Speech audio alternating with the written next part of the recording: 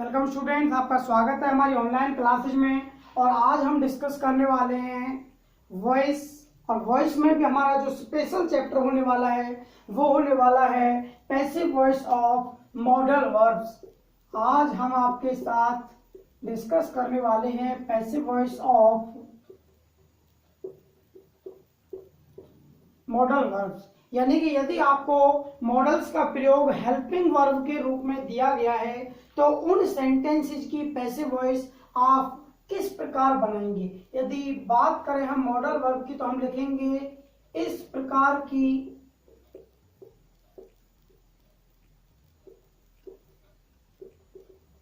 Passive voice बनाने के लिए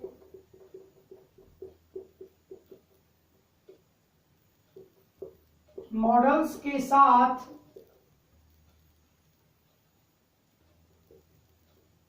V+V3 का प्रयोग किया जाता है। यदि हम बात करें एक्टिव वॉइस स्ट्रक्चर की कि एक्टिव वॉइस में इन सेंटेंसेस की स्ट्रक्चर क्या होगी, तो इनकी स्ट्रक्चर होगी subject plus modal plus verb की फर्स्ट फॉर्म प्लस ऑब्जेक्ट। यदि बात करें हम पैसिव वॉइस स्ट्रक्चर की, हमें क्या पैसिव वॉइस में बना देना है, तो पैसिव वॉइस में हम बनाएंगे new subject plus modal plus be plus V third plus by और प्लस हो जाएगा आपका new object. For example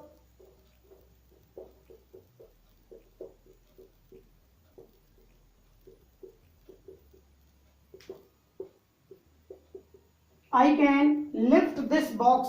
I can lift this box. Passive voice बनाने के लिए हम क्या करेंगे, दिस बॉक्स जो आपका एक्टिव वॉइस का ऑब्जेक्ट आगे ले लेंगे और ये पैसिव वॉइस का सब्जेक्ट हो जाएगा आपका this box can be lifted bye me. Second example हम ले लेते हैं,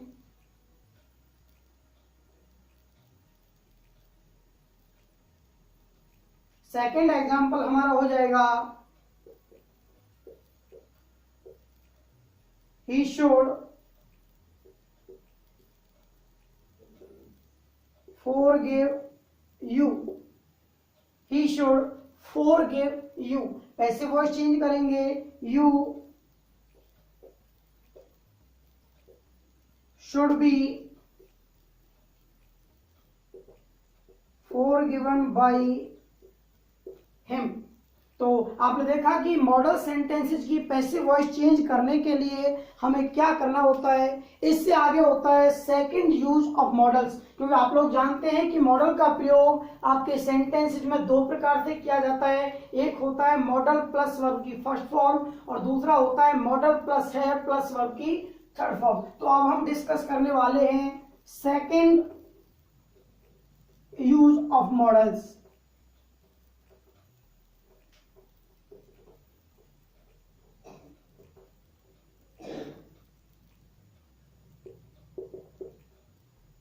इसमें हम लिखेंगे यदि एक्टिव वॉइस में मॉडल के साथ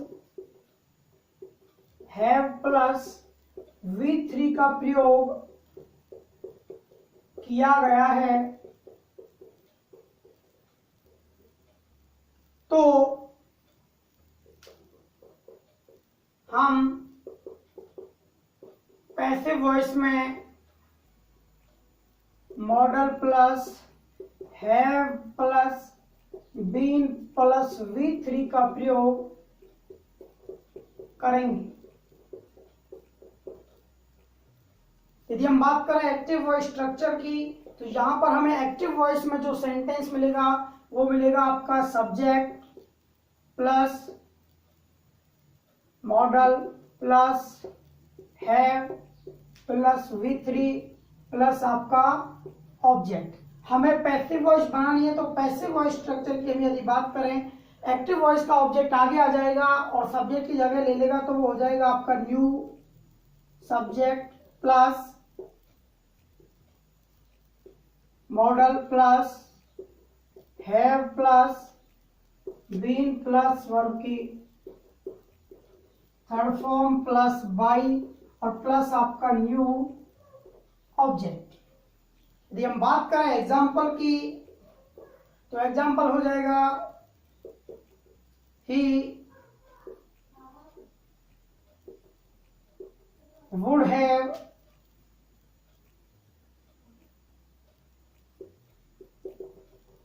cut his leg, he would have cut his leg।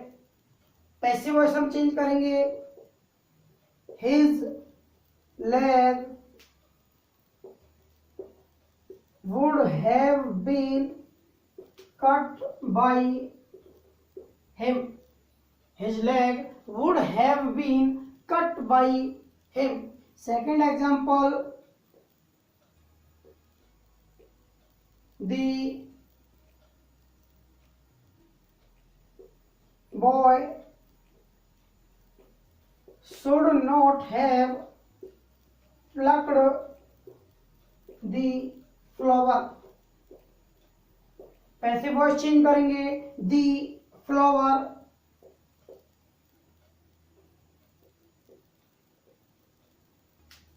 should not have been plucked by the boy। तो आप लोगों ने देखा कि हमें इन सेंटेंसेस की पैसिव वॉइस चेंज करने के लिए बड़ी आसानी से हम इन्हें बना सकते हैं यदि हमें सही स्ट्रक्चर फॉर्मूला पता है। आगे हम बात करने वाले हैं passive voice of double objects. Now we are going to discuss passive voice of double object sentence.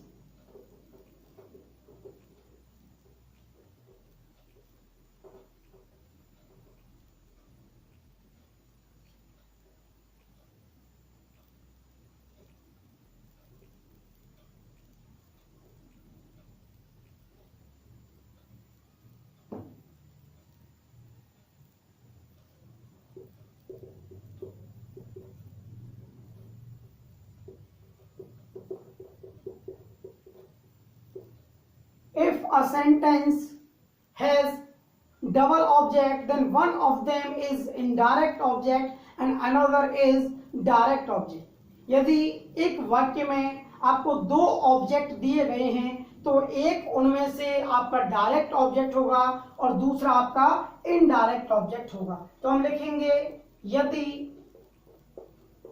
किसी वाक्य में दो ऑब्जेक्ट्स दिए गए हैं तो पैसिव वॉइस बनाने के लिए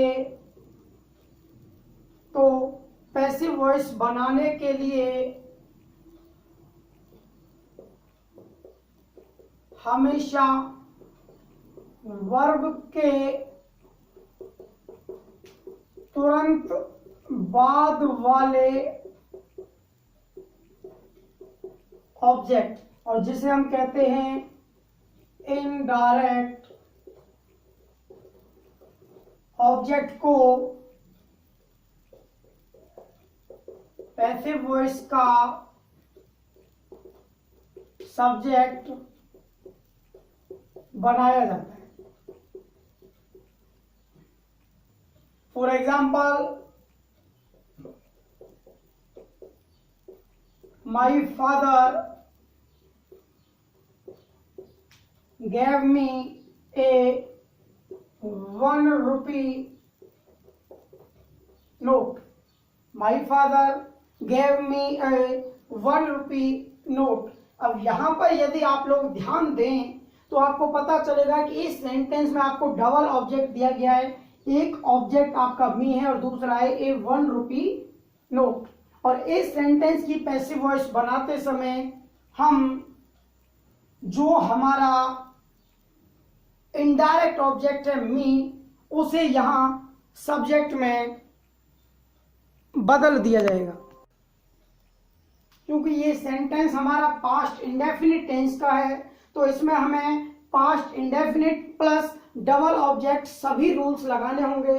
तो हमें क्या करना है, पहले पहचान कर लेते हैं। माई फादर सब्जेक्ट हो जाएगा, गेव वर्ब की सेकंड फॉर्म यहाँ पे मेन वर्ब हो जाएगी, मी इनडायरेक्ट ऑब्जेक्ट हो जाएगा, ए 1 रुपी नोट ये आपका डायरेक्ट ऑब्जेक्ट हो जाएगा। तो पैसिव वॉइस बनाने के लिए जो हमारा इनडायरेक्ट ऑब्जेक्ट है मी, हम मी को सब्जेक्टिव केस में चेंज करेंगे आई, और इसे पैसिव वॉइस के सब्जेक्ट की जगह लगा देंगे और ये बन जाएगा आपका I was given, second form है गेव, और गेव की हम थर्ड फॉर्म यूज करेंगे given.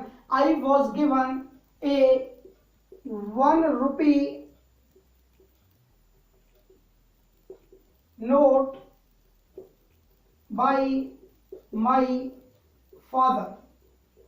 I was given a 1 rupee note bye my father. इससे आगे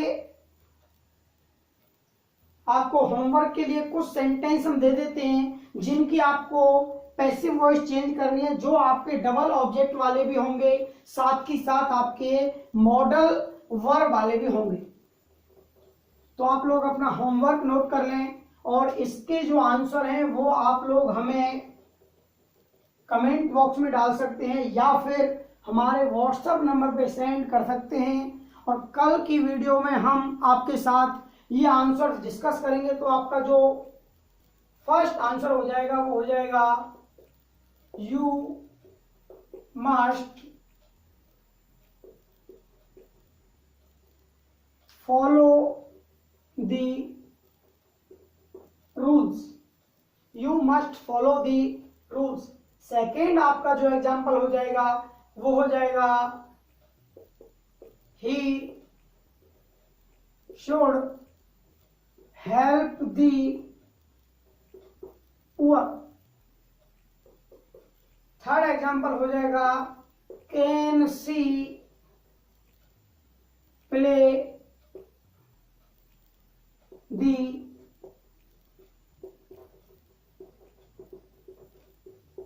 हारमोनियम। थर्ड एग्जाम्पल हो जाएगा आपका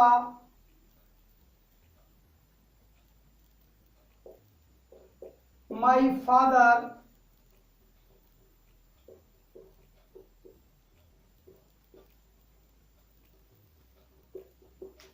bought me an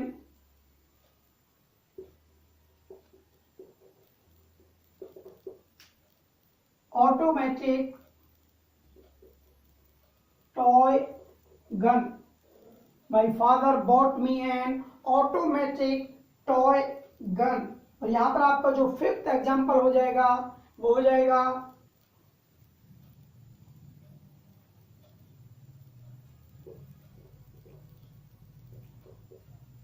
will you take tea, will you take tea।